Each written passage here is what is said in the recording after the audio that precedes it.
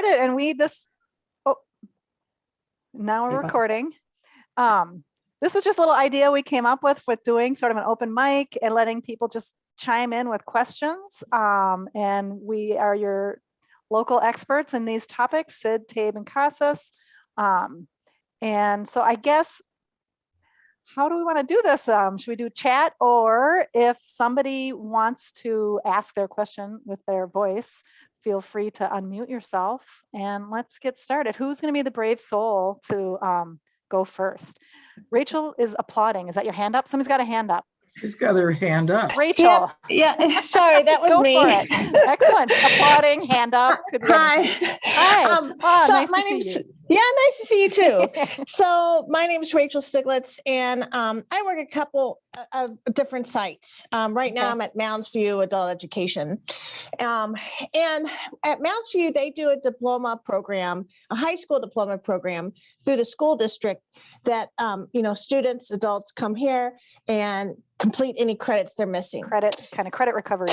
Yeah. Now with GED, which we also do here, once they pass those 4 tests, the state updates their SiD records to show that they got that high school equivalency, right? Right, The when they GED. complete the entire GED. Yep. Yeah, but how do we do that with a high school diploma?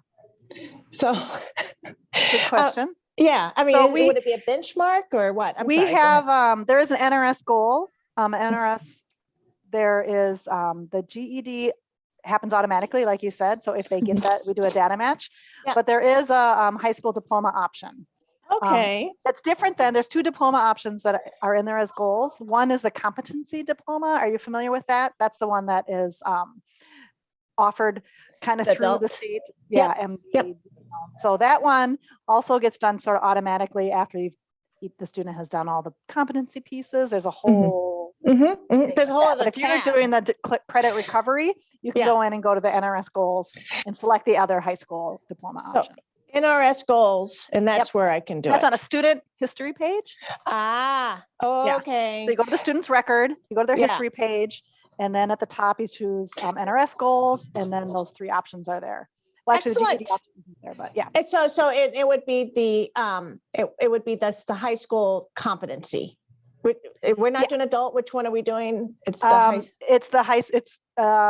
That's a good question. I'll have to look at the wording. But it's not the competency one. Okay. The state competency one is that other one, and that one actually gets filled in automatically. Yeah. Yeah. Thank you. Yeah. Good question. Way to start off with a bang. You've got a hand raised, Darla. Well, and I was going to say, there was a question in the chat from Liz Reed. I think this is another Jenny question. I know the answer, but I'll let you elaborate on it. This is not a fun one. Yes, your Latinx students never feel like any of the race options in SiD fit them. In SiD, we use the options that are from the census or the federal requirements, and they have that distinction where they pull out Hispanic, yes, no, and then the race options don't include Hispanic or Latino or anything that our students generally would normally feel comfortable with. So those are the options we have because of our federal guidance and compliance with the federal reporting. So unless something changes at the federal level, that's what we're kind of stuck with, I'm sorry to say. Thank you, Jenny. Yeah. This is Darla Thaldorf. We had a question from the SiD intake. The age limit being 17 and up. So what if a 16-year-old starts filling it out? Will it not let them finish? And then the second question is, in step 2, I know the phone and email are filled out. Is that required? Like if they don't fill it out, because we really would like that information. Good question. So we, the age, it won't stop them. So you'll just have to figure that out when you see their form. If you were to put their record into SiD, then it's going to give you that block where it says that they aren't the right age. But the form itself, the online form, won't stop them from completing it. The phone and email, we couldn't feel like we could make those required because we want the person to continue filling out the form, and neither of those are required to make their actual student record in SiD. So we wanted to be able to have you at least collect all the information you need to make their record. We do have that little reminder in there that says, please complete at least email or phone, because how else are you going to be able to get a hold of them if they don't? And like Marilyn said, she was in the session. I've looked at her e-intake screen and they've done like 130 some intakes via the system already. And she said pretty much everyone fills out at least a phone or email. So far it's been working. And I think so we want to keep it like that. If we find that you're getting too many students who just aren't giving you the information so that you can contact them, then maybe we'll have to revisit. Hope that sounds okay. So I see Liz kind of followed up with my question about the Hispanic yes, no, and then the race question. What should we select? We've found that some people put as a workaround sort of like 2 or more races. And then what happens is for any sort of reporting that we have, and if you have any reporting that puts a student into a race, we actually, if it says Hispanic, yes, then for a report, it'll show the student as Hispanic, no matter what you put as the race. And that's actually how the federal reporting works too. But you just can't put that in as a race. You have to select Hispanic, yes, no, and then one of the race options. It's confusing and a little bit convoluted, but that's how it works. Good explanation, Jenny. Yeah, we're working within what we can work in. Yep. All right. We got a lot of people here thinking somebody must have a question. Raise your hand or chat it in. Yeah, any questions from TABE or from CASAS yesterday? How were those sessions? Do you have a lot of people? Yeah, we had You did. 50-ish. Yeah, I think both sessions had around 50, so. Yeah. Good attendance. I have a question about the sessions, because Marty, you came out and you did a session for us for CASAS in September, I think. Mhm. September? I did it online, yes. Yes, yeah, that was good. But the teachers were new teachers to ABE. And so they were a little confused on why they had to know all that stuff if we do online testing and they don't do any testing. So do you know if we just do strictly online, if there's could or should be a different basic implementation for the basics? Or nah, what do you think? Well, CASAS requires that everybody who's going to be dealing with the testing has at least a basic understanding. We could, and Linda, you can chime in here too, but we could do just a little bit more information from the teacher perspective, because that's one we really haven't focused on, because most of the people who come, or usually there's many people who are there who will be giving the test. Yeah. So we need, Right. you know, if you wanted to have something that was specifically for teachers, then we need to know that up front, I guess. Right. But because CASAS has a module 4, I think, out there that is just for how to get reports and Yes. use reports. Yes. So I But they was wondering require- if that was Well, they require everybody do module 1 as well, Yeah. right. which is an right. overview of the testing, and then for teachers would be the module 4. Okay, cool. Because that's what I told them. I said, you still need to know about how they work and why you're doing it. So And to understand what those numbers mean. I mean, how are you Right, going to yeah. know Yep. how to, what to put into your curriculum if you don't understand the numbers? Right. Yep. That's pretty much what I told them. So yay, I'm glad I agree. Well, you know what you're doing.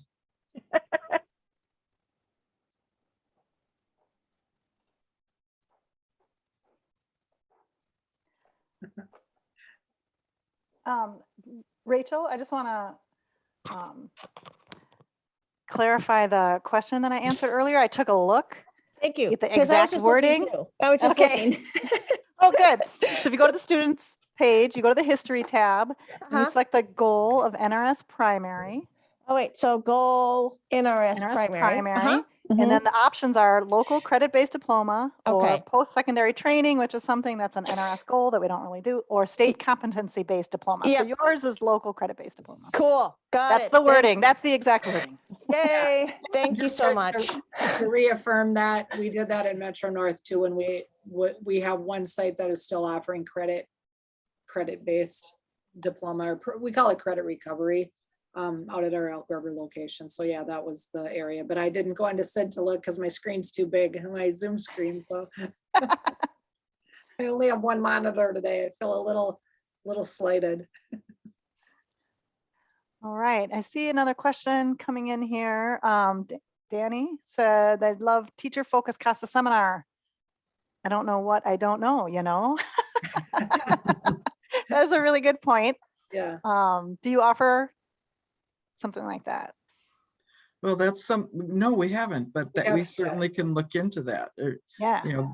CASAS divides it up into modules, and one of their modules is teacher focused. So we can certainly make that an option. Yeah, explore and make it an option. So Mhm. Hey, I'll pilot it at my site. I'm trying to get the teachers in there. Karen Make loves to them pilot module stuff. 4. pilot is our favorite word. Oh my Yeah. God. Yeah, no kidding. Well, I mean, I don't call think it all teachers ex- will, but Experiment.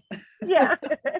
Yeah, I have So- to look at Liz's question. Yeah, that's a good question about testing requirements Okay. being reinstated, Yeah. and when, what happens for those who Yeah. have already been Okay. not tested. This is the That's another Jenny complicated, this is the question. complicated one.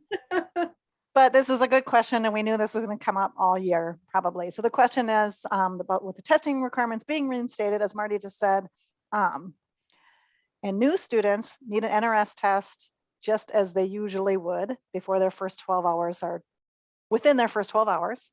And what about students who were attending during COVID and have a COVID test on their record? I assume that's what you mean.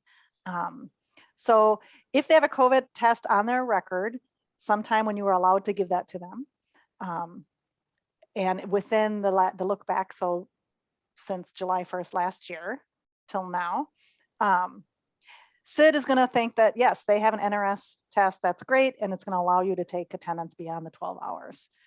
But they're going to show up on table A as a student who looks like they have no level because, or the level was assigned by COVID, and they're not going to get the federal dollars for that piece. So we have that report, the table A, where they're going to be pulled down onto a separate little row, so you can eyeball them and see who they are and start testing, finding those students and get them tested. So the deadline is try to just get them tested as soon as you can. That's what I like to say. If you don't test them sometime in this program year, when you have an hour report, so the hour report traditionally goes from May 1st to April 30th, try to get them tested in that time before April 30th hits, so that they can appear on your table A as having a real true level instead of a COVID level. Then you can get all your state and federal funding for them. If you continue to not be able to get them tested, they aren't coming in, whatever, by next July, just like any new program year when it starts, SID is going to now think they don't even have a test that qualifies anymore, and it won't let you take attendance more than 12 hours at that point. So that's kind of in the future. So what we're telling people is just do your best to get all your students tested if they're still kind of hanging on to only COVID as their only test. I hope that makes sense. It's a little confusing with the date range. The table A year ends April 30th, and then the next federal year begins July 1st. So I hope that answers that. I think that makes sense. And Yeah, and Liz I was gonna just say- summarized it: April for funding, July Yeah. for being able to continue classes. I think You said that so nicely. I think Liz was the one that asked me that Yeah, question during So she's TABE got it. yesterday. So I It's like a said, nice little way of summarizing it. I'm Yeah. always like getting really stuck in the weeds there. how long have okay. you been in ABE, Liz? 'Cause now I want to know Right if to the you get it point. already. That's awesome. Yes. Yeah. It looks like Rachel, you have another question. Yeah, actually, this is about CASAS for Marty. So in today's training with CASAS, remote and e-tests, you guys mentioned that we can go into a test and fix the, change it so the demographic questions we're asking, we don't have to ask them the same ones. I mean, under editing. But when I went in, I couldn't do that. Like the little arrow thing wouldn't let, I'd highlight something, it wouldn't let me change it. Go ahead. I know the answer to this one. Do you know, I was Marty? gonna go to you on that one, Linda, because I don't do that part of it. Sure. Okay, so what permissions do you have assigned? I'm a proctor and a test. coordinator. Okay, because whoever is your data manager Okay. needs to make sure that you have all the permissions assigned in TOPS Pro Enterprise. Okay. That I know who Because- that is. So Yeah, and so that being said, I had CASAS tech support talk me through the specific sessions because they can look at the sessions that you want to make those edits to, and they can walk you through Mhm. how to update those. So yeah, contact your person at Mounds View first, and then talk to them at CASAS tech support to help you through that. So what permissions would I need? I mean, I'm a coordinator, proctor, whatever. Would I need to be something more? Yeah, I don't know exactly what they are, but yeah, but I think there's some editing rights. I'm the Okay. data manager for everything in ours, so it's like I assigned all the permissions to everybody who I wanted to have access. Nobody wanted more than coordinator access. Sure. Metro Yeah. North yet, but Yeah. but So maybe they can make you the basically, data manager. What you're saying, Linda, is she should work with her data manager to figure out which permissions are needed. And otherwise, if you two can't get it figured out, go to Check. CASAS. Okay. Yeah, Well, and go yeah, I ahead. was gonna say, otherwise your data manager could work with CASAS tech support to make those edits to your sessions too. So. Well, and that's great because, and also I noticed I'll do a test and the teachers would want information like on the test, like the full reports, right? The CCRS standard reports, the competency, And I don't have those permissions in Top Pro too. So that's again, data manager Data has. manager, yeah. Okay. Exactly. Okay. Thank you, guys. Mhm. Oh, well, I guess I have one more question about CASAS. So I noticed I can, put in new users or new students and put in their last tests and stuff like that. So, if they did it on a paper, to do the next test. But I was putting in somebody and I think their last test was like 2018 or maybe even earlier. And then, and I was like, okay, great. Then they don't have to do a locator. And then I'm like, oh, wait a second. They have to kind of do a locator or something. So what's the cutoff again? Okay, I know the answer to this one. Yep, Thank you. yep. Well, go ahead, because I got this one too, but go ahead. Okay. Okay, SID looks back 2 years for tests. TOPS Pro does not. Mm. TOPS Pro does not look back, I believe. I think it's a year. I think a year might be a long time. So if you put something in there from 2018 and you didn't give them a locator, or you did give them a locator, it Mhm. may possibly give them the same form that they had the last time that they were here, like a duplicated form. So workaround tip I learned from Marilyn Dvorak Mhm. is when you are entering that test into TOPS Pro, Mhm. that past test, just because you're entering it into TOPS Pro and we're not pulling data from past Mhm. from TOPS Pro for anything with SID, Marilyn recommended to me to record any past testing scores as 7-1-21. Okay. Because then Okay. it won't duplicate the tests going forward. Yeah. Okay. But that's what she recommended to me, and that worked for our program. So That's cool because they're not connected to SID or anything. So yes, yeah. exactly. Yeah, and Okay. SID won't like a repeated form where TOPS Yeah. Pro No. doesn't think it's a repeated TOPS form. Pro 'Cause it thinks allows it was it too long after a ago. period Yeah. of time. Okay. Yeah. Okay. Yeah. And Thanks, guys. That did happen with Metro North when we first launched e-testing. We did some small pilot experimental test sessions, and a quarter of the people, even though we had the test scores recorded in TOPS Pro from past, they were older than 18 months, and it duplicated everybody, like a quarter of the people. So it was unfortunate, but now we know going forward. Mhm. Well, and you know, I think that I discovered that they said it looked back forever, but it doesn't. They have a report that they want you to run that I ran the first year, but it only lets them set a pretest for this new program year back to May. I think it's May and June it'll look back, and that can be their pretest for the new program year. I think Okay. that's how it works. I haven't got clarification. So I haven't found anybody that knows the answer over there yet. Yeah. Thanks, Marilyn.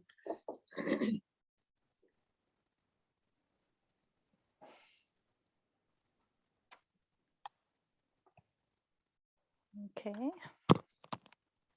Have we answered all the possible questions in the world?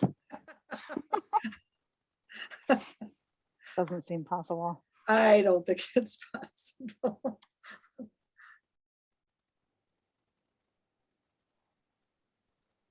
Hi, this is Jill from Metro South. I've got a question. My computer or my camera's not on, but I've got audio. Okay. Yep. I run a lot of attendance reports. And is there a way of it when you click on attendance report, how come it doesn't go to the today's date? It will, it basically, every time I have to run a report, I have to enter the start date and the end date. Which one? Which of the attendance reports? Like from? Hold on, let me, it's just when I go run right, the monthly attendance reports. All classes attendance by month? Exactly. And it doesn't actually go to today's date or a date close by. It takes a while for it to catch up. Like right now, Okay. if I run the report, it's still in October. So if I want a November 15th report for this week, I've got to go click November 15th Okay. and then Wait, end it. can you tell me the exact name of the report? I think I'm it's by sure. class. Go to a It's class. monthly Oh, attendance report. From within a class? Right. Okay. And so the start date, it starts October 1st instead of today's date. Why can't it like populate a more current date? I think we must have had it set so that it does like the most recent full complete month. Right. That's exactly Because what it if you want a month of attendance and you put today's date as the start date, then it's going to be no attendance except today's date. So it would yeah. save time because I run them all the time. So, and you want it probably for the current month, because what I Right, see Exactly. today's November and I open it and it's running it for October. So if because basically I'm checking attendance and making sure teachers are entering it correctly. Right. And, Okay, well, let me look at that. Everyone uses this report. And so if I make some crazy change to it, then. Right. hear I don't want to from all disrupt over. the whole Yeah, so scheme, either but- let me either maybe adjust it to the current month, or maybe I would put last month all the way up to the end date be today's date, so that it's Sure. at least last month and this month. Sure. That makes a Okay. lot more sense. It was just, I like you it. I know, like that idea. Yeah. Okay. Thank Okay. you. Excuse me. And there was a question from Pam too about how many programs use TOPS Pro. TOPS Pro is like the mini version of SID for CASAS e-testing. So if you are using CASAS e-testing, you need to be using TOPS Pro to create student records and staff records. And then e-testing is what delivers the tests themselves, but any program that has an e-test account has to be also using TOPS Pro with e-testing. Does that help? Yeah, it's their data management system. Yeah. So, And California uses TOPS Pro for reporting, like we use SID for reporting. right. So it has the capability to do that, but you're not required to record all of that same information because SID does it all for us, and I think does it better personally. But there are a limited amount of data fields that you do need to have when you're creating student records. So. And Pamela's wondering how many people out there actually use it, just out of curiosity. Sounds like. I'd have to count them, but there's probably 20 programs or so. Mm-hmm. And how, I wonder how many programs are using e-testing now, though. Do we know that they're using it yet? I mean, did you get any? Oh, or have access to it. Those are Yeah. two different questions, right? Yeah. Yeah, when I'm saying 20, that's how many have access to CASAS tests. A lot of programs have not been using it over the last year because they basically weren't ready Yeah. to do it. Darla has a question. Yes, Linda, you said something about a 2-year look back in SID, and we were just discussing the other day, if someone hasn't been in for 2 years, 3 years, 5 years, do you give the locator again, or, you know, do you just go with what their last test was and give the opposite? As a data person, and because of the pandemic, and because we were using Read Theory at Metro North replacement, my recommendation is to provide everyone with new locators or appraisals, and the locators with the TABE series and the appraisals with the CASAS series, because, you know, we'd like to think that if students were attending online classes, that they were continuing to gain skills. And if that was the case, and their test is, you know, 18 months plus old, we don't know if they're going to top out on that test that they took 18 months ago. So, you know, it's a little extra time that the student has to spend, but I think it's better for helping to guide instruction going forward. Because I just think it's the best practice. But I mean, programs can do whatever they would like, but I think that that would best serve the student if a locator was re-administered. So. And she chatted in a thank you. You're welcome. All right, any other questions? You've got us here. We got another remote tester. Rachel's a remote tester, Marty. No, we know.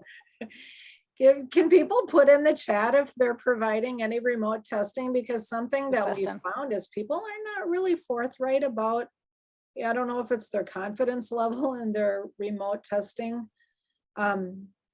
or haven't done it enough and they don't feel comfortable. I will not sugarcoat it. Getting set up with e-testing was difficult to navigate through, but now we're there. And I think we've worked out all the little bugs.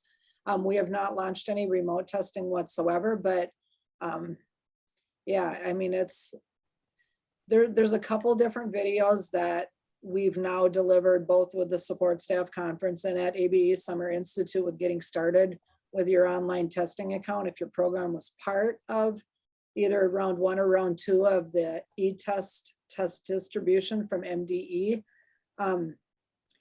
those of us that have been using it have shared like our lessons learned. So hopefully you don't have to go through the pain that we had to go through to get started, but Nice.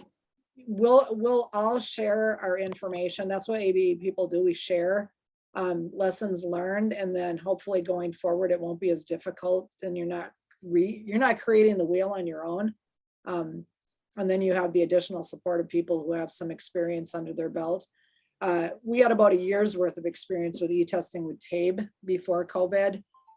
Since COVID, we've got about 2 months of testing, but I did learn a lot from Minneapolis with their online testing, and I've learned a lot from Maryland about, you know, tips and tricks with e-testing too. So I'm thankful that they're willing to share and they're willing to, you know, support you through it. And there's a lot of help with tech support to be specific to your local programs with getting started as well. So both with DRC and with CASAS tech support. So Can I ask a vocabulary question? Because I get confused about this, but which is the type, you're saying e-testing and remote testing, is that the same, or is one referring to when you're doing the test on a computer but at your site versus that whole remote piece? It's all e-testing, Okay. but the remote testing would be done where you are one place and your tester is someplace else. Yeah. Okay. So Okay. yeah, Marty and I have talked about those terms because we call it e-testing or computer-based testing, but remote testing is when you're not in the same location, facility, building, room with the Okay. person that you're testing, so. Mhm. Great. Sounds like they're doing that at Harmony Metro East. We have too. another remote tester, huh? They've Nice. just started. Yeah, good. Future session potentials, we're just gonna say panel. Write the name down. I'm gonna download the chat, then I have people's contact information. So thank you for sharing that you are. So And Metro Rachel East- says that it was not easy getting it set up, but once it's up and running, it's been a snap. Yep, and that's what Marilyn has said too, so. Mm-hmm. I think Jenna's found that too. She was a little nervous at first, but there's a lot of help out there for certainly for the CASAS testing. Yes.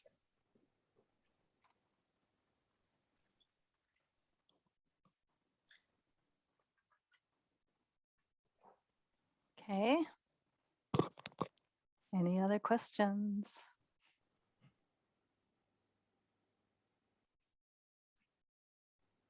Now's your chance. Or if people have questions for other folks in the field too, then this is a good time to just ask around. Like, it was nice to hear whether people are doing e-testing or not. Kind of get a sense of what's going on out there. How about TABE testing? How many are doing that? Online, I mean? Online, yeah.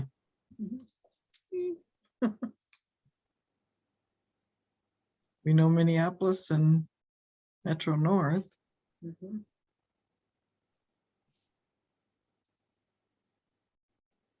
Anyone here from Moorhead or from Northwest Service Cooperative?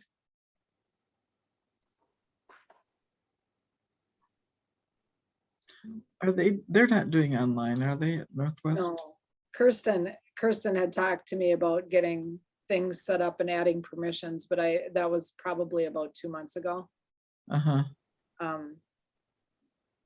So I don't know where they are in the stages with it, but How are people feeling about we had the one question, I think it was from, was it Liz? Yeah. About getting people tested. Whether you're doing it in person or not, are you able to get a lot done? Are you feeling like you're missing a lot of people? Ruth just chimed in from St. Paul that they've started doing computer tape testing in the building. So I'm wondering, as we get, I don't know, closer and closer to the end of the program year, it's a ways away. But how people Thank are you. feeling about their ability to get people tested. Okay, I should say, now that we aren't allowing the COVID test in SID, just if people can chime in, you're feeling like you're able to, either you have people coming for class anyway, so you're getting them tested, you're doing a good job, or you're struggling. This is not to out anyone or anything. I'm just curious how it's going out there. Students are willing to come at both RAVE, ABE sites. That's nice. awesome. Do they come, Darla, just to test, or are you doing classes as well? So as long as they're there, then they're going to be testing. We offer both online and in-person classes. Okay. Morning and evening for both.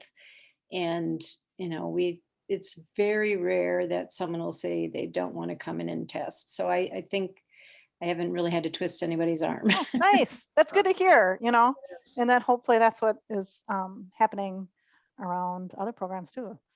Well, and we're finding at Metro North with relaunching NRS testing, our Columbia Heights site is doing paper pencil because they don't have the tech support for e-testing. About half the people that are scheduling are showing up, that's it. But that's the case with ABE students. ESL students, it's like 80 to 90% scheduled and they're showing up. They show up. Yeah, which is great, but I mean, prior COVID, it was usually about 75% of the people that scheduled showed up. Now, And you're saying also this is like online students who are coming just to do the test because you've asked them to come in and test. yeah, Yeah, wow, that's good. And I see Larissa at AOIE chimed in on a chat and said they're doing great with testing. They're getting great turnout. that's So awesome. that's good to hear. Darla, you pop back in. I just wanted to add that I email our students. So if they call, set up an appointment, I follow it up with an email. And I do think that has increase the number that show up for their tests. And Nice. sometimes I can't reach them by email, then I'll just send them an SMS to their Or cell text. phone. And are you doing it the day before, Darla? Like the email, is that going out the day before? the I appointment? do it right after I talk to them. Okay, So, I just, unless I forget, but for the most part, you do it immediately after I speak with them. because our testing coordinators is scheduling that and she's sending out the email right away. But then the day before the test session, she's sending a reminder. And that's Wow. still what's happening with us, but Wow. yeah, it's kind of interesting, but that's our Blaine location too, so I don't know. I wonder if Larissa will let us know what they are doing as far as the kind of communication, like what Darla mentioned. You get a phone call, they register, then you actually do follow up with additional types of communication, or what might be the magic trick that is making it so that you have great testing turnout.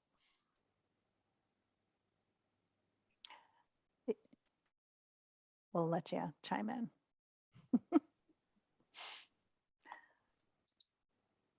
It's good to hear so far positive things about getting folks tested. And, in the long run, it's not just about getting them tested after that year of no COVID or using that workaround in the system, but, we want to set the benchmark to start tracking gains again.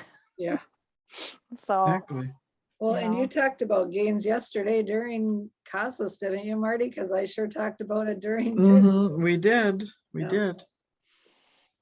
So just encouraging people and trying to explain that's always a question. What is that? What do you mean Yeah. level gains? right. You know, Yeah, it's sort of, New staff we doesn't say it all the necessarily time. exactly. We know what we're talking about, but It's a we weird found phrase. out a few years ago. When was that, Linda?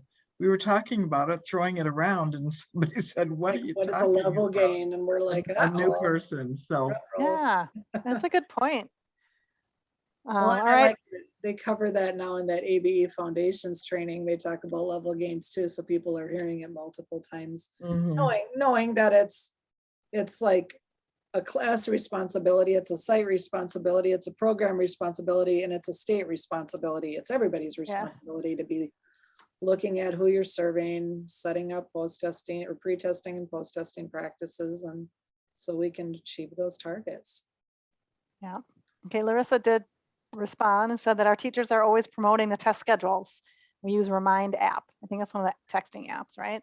And we let our students know that the tests are important. So it's kind of the same, letting the students know the tests are important, and to piggyback on what you were just saying, Linda, about it's the classroom's responsibility, the programs, the states, but letting the students know that this is so that we can determine if we're doing a good job as a program, and whether we're meeting the students' needs and helping them move forward. From years gone past, when we talk about testing, it seems I get the feedback that a lot of students kind of like, I don't know if you like testing, but they like to be checking in, and they like it if they're showing improvement. So, Yep. Yeah.